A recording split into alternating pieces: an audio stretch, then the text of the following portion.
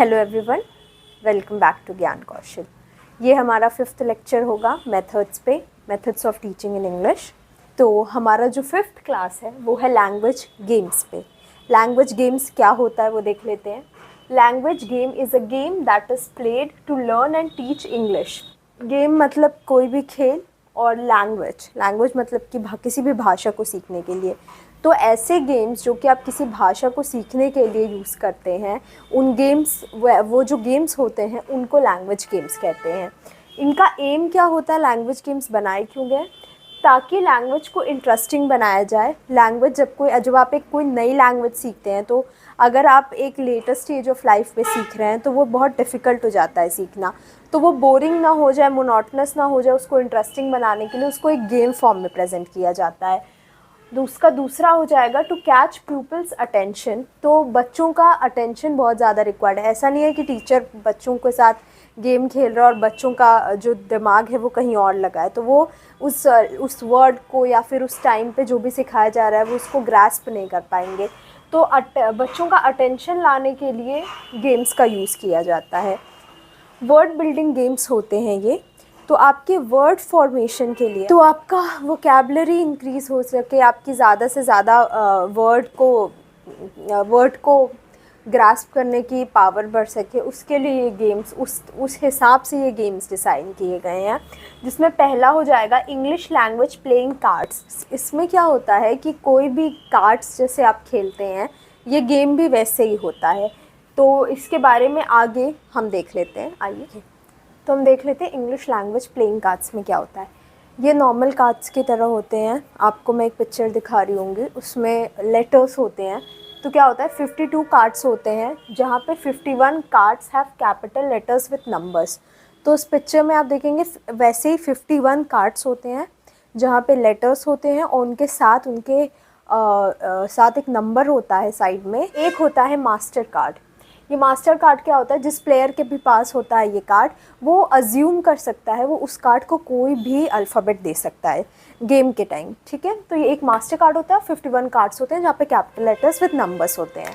ठीक है, इसमें क्या होता है, उसके बाद मिनिमम दो प्लेयर्स हो सकते हैं या 3 हो सकते हैं, और मैक्सिमम 4 प्लेयर्स हो सकते हैं। ठीक है, तो मिनिमम 2 से 4 प्लेयर्स इसमें रह सकते हैं। तो इससे क्या होता है कि आप नए वर्ड्स फॉर्म कर सकते हैं, replace and make new words, add and make new words.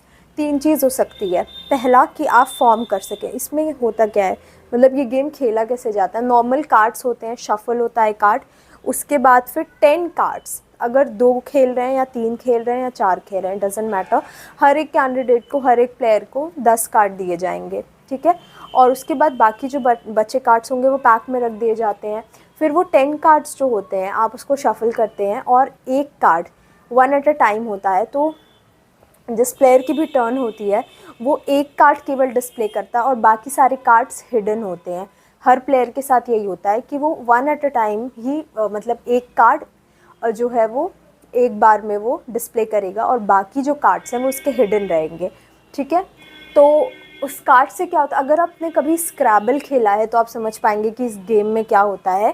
स्क्रैबल में क्या होता है, वहाँ पे इससे अलग कैसे होता है स्क्रैबल बोर्ड गेम, कि पहली बात तो कि वो एक बोर्ड पे खेला जाता है और डाइसेस होते हैं, लेकिन वहाँ पे भी आपके पास एक लिमिटेड अल्फ़ाबेट्स होते हैं, डाइस होते हैं अल्फ़ाबेट्स के, और वो उससे आप लेटर्स बनाते हैं। ठीक उसी तरह से यहाँ पे आपके कार्ड्स होते हैं और आप एक एक कार्ड निकालते जाते हैं और लेटर्स बनाते जाते हैं।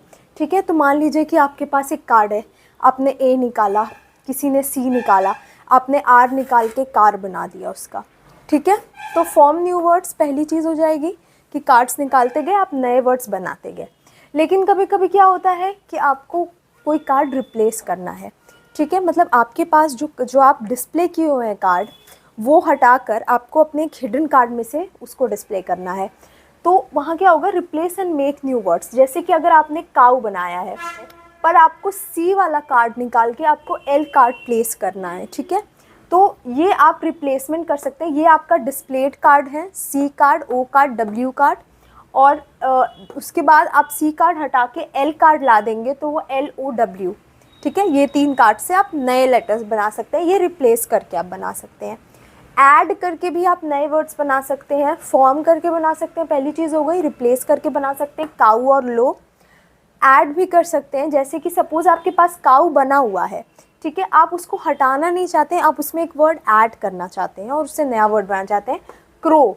तो आप COW कार्ड है आपके पास, आप उसमें R कार्ड ऐड किए बीच में और आप क्रो बना दिए। फिर उसमें S कार्ड ऐड किए और आप क्रोज बना दिए, ठीक है।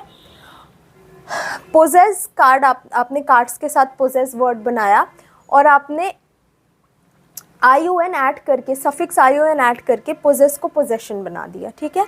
रैट को आपने रैशनल बना दिया। स्ट्रेस को आपने, अब यहाँ क्या किया, आपने आगे वर्ड लगा दिया, ठीक है।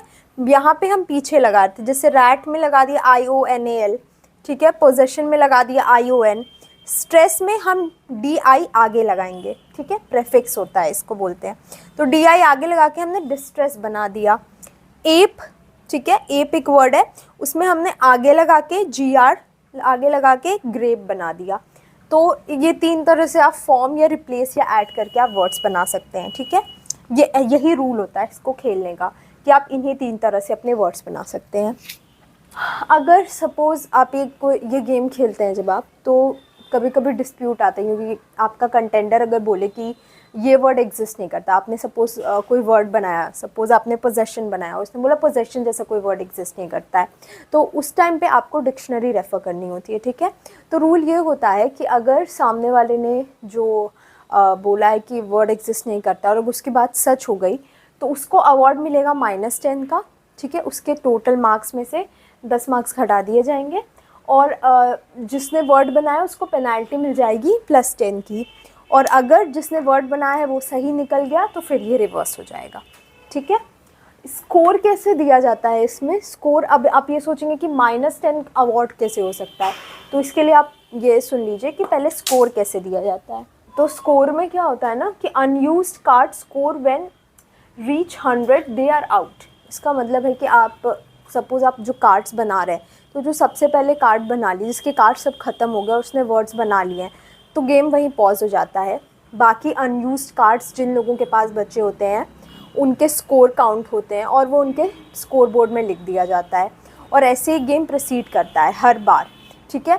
और जो कैंडिडेट जो होता है, जो प्लेयर होता है जिसका स्कोर सबसे पहले 100 रीच करता है, उसके अनयूज्ड कार्ड्स का स्कोर जिसका सबसे पहले 100 रीच करता है वो आउट हो जाता है।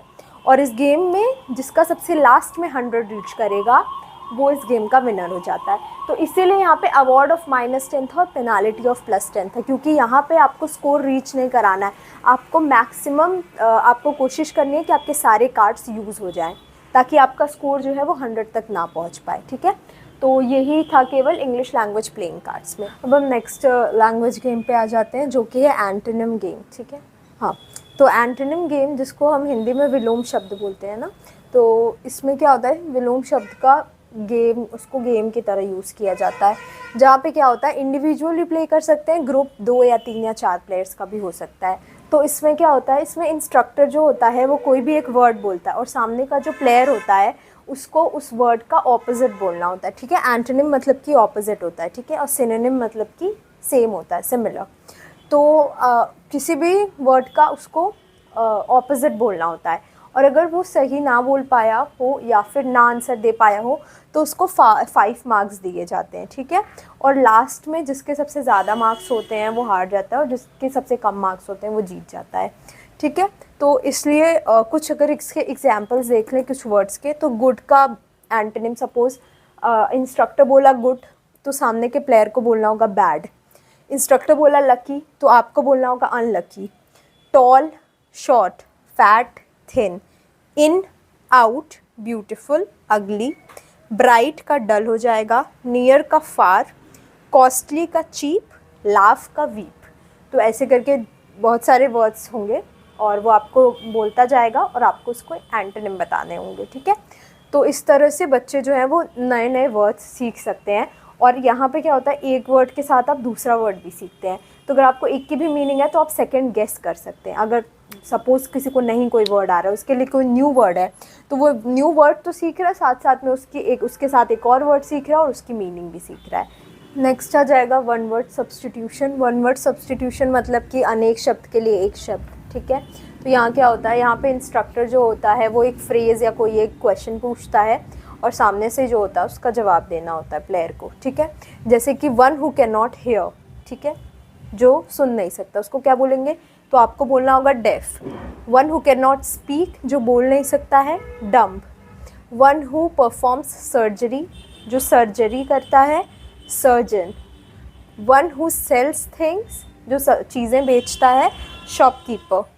स्टडी ऑफ प्लांट्स को क्या बोलते हैं, बॉटनी। और ऐसे करके बहुत सारे एग्जाम्पल, ठीक है। अब हम नेक्स्ट देख लेते हैं जो कि है एडिशन गेम। तो एडिशन से नाम से पता चला कि आपको वर्ड्स को ऐड करना है।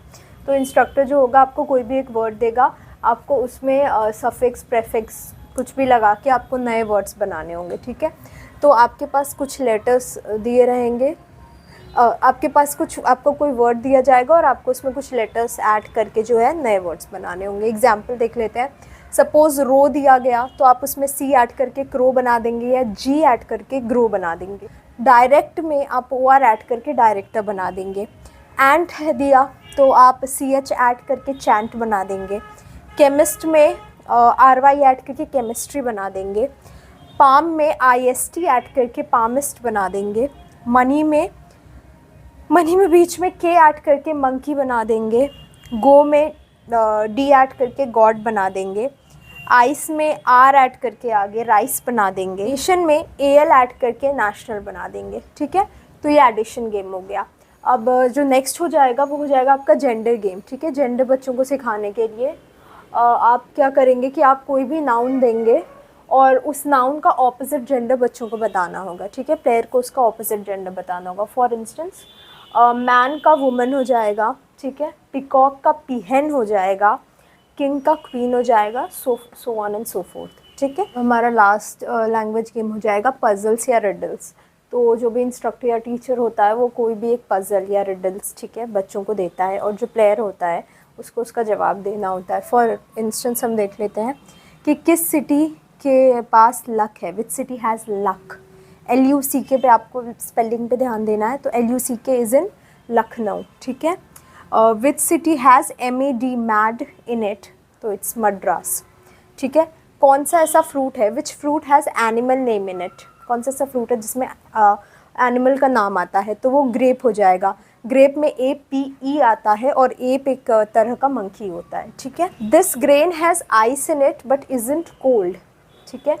तो इस ग्रेन में आइस आता है लेकिन ये कोल्ड नहीं है, तो इट्स राइस, ठीक है। तो ऐसे ही पजल्स और रिडल्स बच्चों को दिए जाते हैं। लैंग्वेज गेम्स जो है वो मॉडर्न टीचिंग टेक्निक का एक बहुत अच्छा एग्जाम्पल है। अनलाइक ट्रेडिशनल टेक्निक्स जहाँ पे मतलब इतने फ़न और ह्यूमर का स्पेस नहीं होता था, जो वहाँ पे टीचर सेंटर्ड टेक्निक्स यूज़ होती थी। क्लासरूम जो होता था वो टीचर सेंटर्ड होता था। अनलाइक अभी के टाइम जहाँ पे लैंग्वेज गेम्स का यूज़ होता है, क्योंकि ये स्टूडेंट सेंटर्ड ज़्यादा बन गया है, क्योंकि आपको कॉर्पोरल पनिशमेंट पे ज़्यादा ध्यान नहीं देना होता। आपको बच्चों का इंटरेस्ट देखना होता है, उनका अटेंशन, उनका रिटेंशन पावर पे ज़्यादा ध्यान देना होता है। इसलिए लैंग्वेज गेम्स का यूज़ आप अभी के क्लासरूम टीचिंग में ज़्यादा यूज़ होने लगा है। तो आज की क्लास में बस इतना ही। अब मिलते हैं अपने नेक्स्ट क्लास में। तब तक के लिए अगर आपको कोई भी क्वेरीज़ हो तो आप कमेंट सेक्शन में मुझे बता सकते हैं, या फिर आपको आगे के लेक्चर्स किस टॉपिक पे देखने हैं आप वो भी रेकमेंड कर सकते हैं। तो मिलते हैं अपने नेक्स्ट क्लास में। तब तक के लिए थैंक यू।